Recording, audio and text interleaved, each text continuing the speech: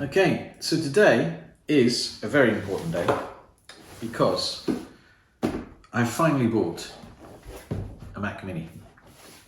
Oh yes.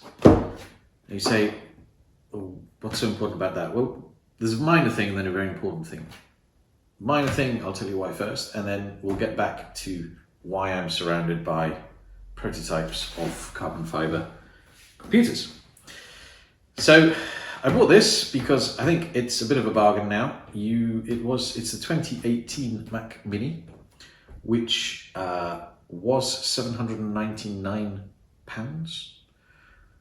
It's the i3 128 gigabytes, 8 gigabyte base model. It was £799. It is now £499 in the UK, which is a bargain because the 2021, which seems identical apart from the fact that it has a 256 gigabyte. Basically, they've doubled the size of the hard drive, and it's £799. So it is a bit of a bargain, and it's very important because it is a lovely little small computer. And now, here is the carbon fiber one, which has something to do with it, which I designed 16 years ago. Yes, I hear you say, my God, that is a long time. It is. And so basically, I designed this computer 16 years ago. And it is a lot like a trash can computer, which came to the market 10-15 years after I designed this. And patented it, which is interesting, but I'll get onto that in a minute, and published it in Custom PC magazine as we were going to launch it. However, a few things happened. A few things have always happened in the PC market. There's always been something happening. So when we were about to get funded and launch this, the ultra light laptops were taking over the market, and nobody was going to buy a computer anymore because ultra light, very basic laptops were the future. And we've been doing this again and again and again. The mini PC was supposed to be the end of the PC market, but ultimately everybody needs a powerful desktop for lots of things, and I'll get to that in a second.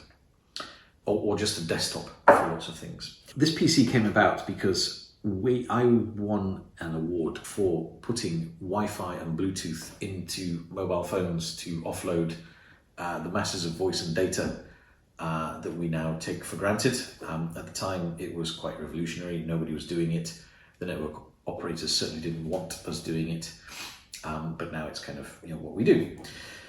The problem is that we had a very, very hot summer when we were trialing it. And in short, the access points that we had in banks and houses, etc., got quite hot.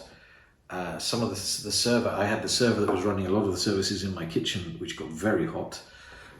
We had servers in the office which got hot, and even my CTO had just designed lots of data centers around Europe, and there were problems in a lot of the biggest data centers. My personal computer was overheating as well. So at the same time, you'll wonder where all these things are connecting, but they do connect, and it's eventually. But long story short, whilst I was in receiving an award from the DTI for this, I met a chap who had won an award as well for methods of making carbon fiber much cheaper, more effectively, and quicker. And his prototype that he used for the demonstration was essentially a tube. And at the time, I was thinking that we needed to make computers better. Essentially, they are a square box. A square box is terrible for moving heat around. And they had two usually very slim fans, and the fans were made slim just so they could be unobtrusive in a badly designed box.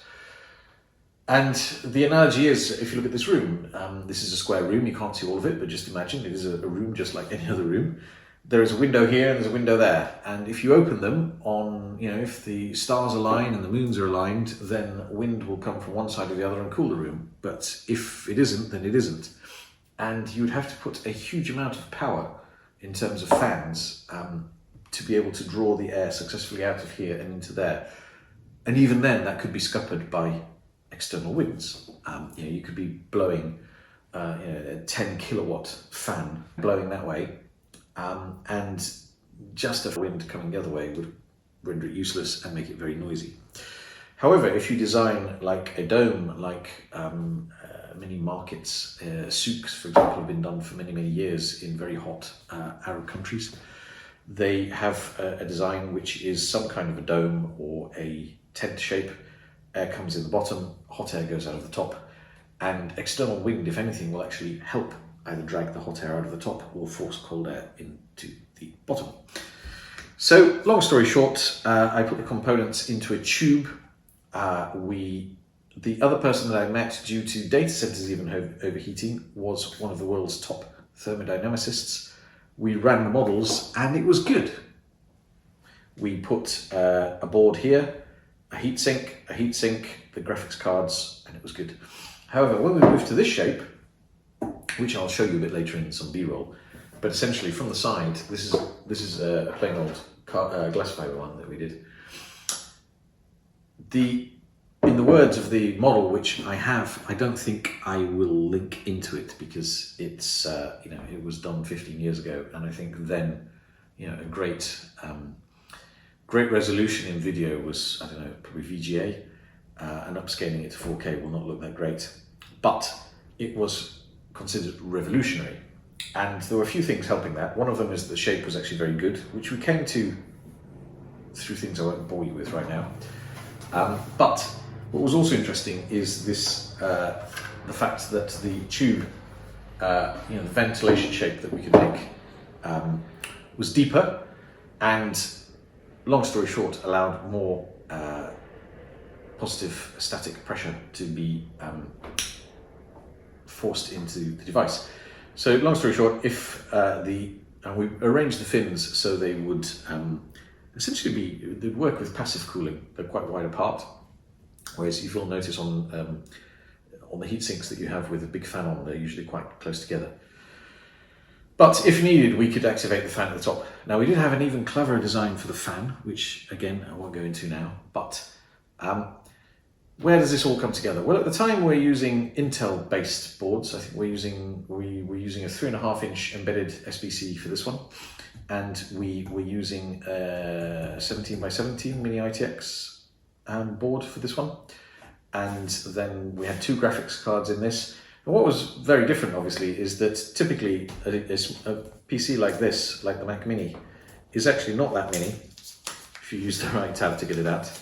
And you'll see it won't actually fit in here. And when you put it flat, it occupies quite a lot of a desk. In the olden days, you'd have an in tray and an out tray, and desks were massive. But as we are getting more and more PC focused, desks are getting smaller. And so this does occupy a large amount of desk space. You can't really easily put it vertically, but if you see, it actually takes a lot more space than this little mini PC. But this one, we fitted 3.5-inch proper drives in. When I say proper, bigger, cheaper drives in. So you'd have an SSD for speed, and then you'd have a bigger drive for storage, where these are still, sadly, not only bigger, but still stuck with using the smaller hard drive format, which is more expensive and limits your kind of total storage. So, long story short, why have I finally bought this? Well, I finally bought this because I was either planning to put this in the big one. I've been looking around at a trash can for ages to put into here, because essentially when I did this, as I was saying, we were using Intel boards. At the time, Apple, I think, still hadn't moved to Intel chips. Their OS was still quite proprietary, although I do believe Server X was already using Linux as its base. And we had to use Windows, which was awful because the way Windows is licensed is if you change a main component like a processor or processors, we call it in the UK, more than 3 times, your license wasn't valid anymore. So we won't be going that way anymore. And I think at the time, the market share of Apple and the market cap of Apple was nothing like it is now. And so as a consultant at the time, if I turned up to a client with a Mac, they either thought I was a creative or a bit quirky. Whereas nowadays it's the other way around. If you go into a company like Google, you'll not see a single Windows laptop there because of the massive overhead of keeping it virus free and dewormed in general. So what I'm going to be doing over the next period is doing what I should have done all along and put Apple boards and systems inside, and basically seeing how better we can cool these things, how better we can cool the trash can in this shape that was deemed revolutionary. But as you'll notice, I did think that I would be able to get the Mac Mini into there. I don't think it is going to go into the smaller base, but this is where it gets me again. I'm very excited because I had a MacBook 12 for 3 years, and I went from an i7 super light carbon fibre Vio top of the range i7, cost me double what I paid for the top end 12-inch MacBook. And everybody said I wouldn't be able to use the MacBook because it only had an M3 mobile processor at the time. And I used it, and I even used it to make my first 4K videos in. Yes, I was editing 4K video on a 12-inch 2015 MacBook. Now, to be fair, the real-time editing I do 4K 24 frames per second. 60 frames per second, it struggled a bit, but 24, it was okay in the editing. Where it was slow was in the rendering of the final product. But even then, it would take an hour. Obviously, not having a laptop for an hour was a big problem, whereas my 2019, 2020 MacBook 13 with an i5 processor will do the same video in 10 minutes. 10 minutes is neither here or there. You go and make a coffee and come back. But if you have a desktop as well, so with having this, I could quite easily go back to my 2015 MacBook, and there is where we go. The board inside a MacBook is tiny, and we're now getting ARM-based processors. Yes, ARM. I do like ARM-based processors, and if we have an ARM-based processor here, fantastic. Now, the reason a lot of people get really obsessed with having an i7, with Mac OS, you really don't need the amount of power. Now, when you are doing things like videos, well then yes, you do need it, but you can up the memory and there are ways around it. But at the end of the day, in a desktop, it doesn't really matter. But if you want something quiet, the problem with the MacBook 12 is, I believe, not just the fact that the processor is slower, but the amount of thermal throttling that we're coming in from a fanless design. So if I put it in something that will keep it cool, then I believe it will be a lot quicker. And with the ARM processors, I think it will be a lot quicker. And what's more important is that it's a lot more efficient. So yesterday I tried editing a video in the back of my car, preparing for being able to travel again and be able to do stuff in the back of the Land Rover a year later than planned due to everything we know about 2020. But long story short, I have sat and done a full day's work in the back of my Land Rover or a rented car when I've been abroad. And with the MacBook 12, I can do a full day's work. I can do a full day's of intensive work with a 100 watt-hour external battery like the Goal Zero AC100. With the MacBook 13, the AC100 was only at 50% after about an hour and a half. Now, I was editing a video, yes. Did it do the video any quicker? Not really, but it did make a lot of noise and it did chew a huge amount of power, which obviously was translated into a huge amount of heat. So, yeah, I think we're probably going to be putting a MacBook 12 processing unit in this with hopefully a full-sized HDD, but if not, we may even just skip it and go SSDs are so cheap now and so efficient, and obviously you can get other formats. The PCIe format, which is even smaller. So in this one, I don't know what you think. We may put this and an eGPU in here and see how much quicker we can get the Mac Mini running with cooling. Or we may even put, I've been looking for trash can, but I'm not going to pay £2,000 for a 10-year-old computer. Not going to happen. Well, he says. I mean, cut that out, edit it out. You'll probably, yeah. I'm going to end up having a trash can.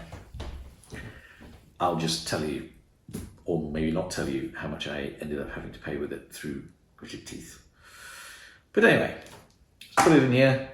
Let's get on with it. Tell me what you think about carbon fibre computers. I'm going to do a little bit of B-roll, now, to show you the sexiness of carbon fibre. Very light, very easy to make. I mean, quite honestly, I love what Mac are doing with the aluminium and the unibody. They last so much longer. I had to change, the carbon fibre Vio was a bit better, but essentially it got scratched and got damaged. It was very sharp. There was a flaw in Windows 10 that it would turn on in my luggage, which is the reason I had to stop using it. And no amounts of calls to Windows or Sony or Intel would stop it doing that. But the MacBook 12-inch has now been used for 4 years and it looks impeccable. It's got a few dents and stuff in, but there is no other manufacturer of laptops. There may be a few, and you maybe tell me in the comments, a few people who are basically copying the design using the unibody. But if you do carbon fibre properly, not like the Vio, which I have somewhere and will show you, which is, I don't know what it was using, but it was just, it would scratch quicker than looking at it. I've never had a carbon fibre bike or anything else. And this thing has been through 3 removals. It has been dropped. It has been dropped. And it is still perfect. Well, you can see it's got signs of wear, but carbon, if made properly, is beautiful stuff. So quickly, I'll also say we tested the same design with looks a bit tatty, but this was in function with an ARM-based, I believe it was an ARM-based